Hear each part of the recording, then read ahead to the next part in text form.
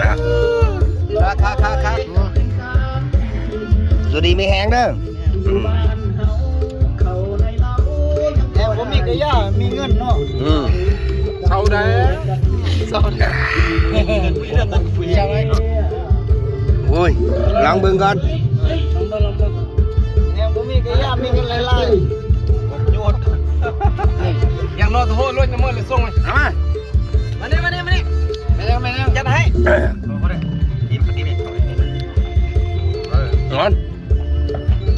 สั่งวันแล้ว มันนี่ขี้ กี่ตัวแพ้เนี่ย มันนี่กินขี้ คนไหนจำมันเลยเลิกจำเลยกินไม่บอกกิน บอกเก็บ เอาเข้าใจ เครียดนะมากินขี้เครียดแล้วเครียดแล้วเครียดแล้ว บ่เค็ดเครียดแล้ว บ่เค็ด มึงบ่ อ้ามนี่ มาได้กี่ ใจกันสลาย มากินขี้เครียดแล้วขี้แบ่ได้ ขี้แบ่ได้เนาะ ขี้แบ่ได้โอ้สุดเครียดแม่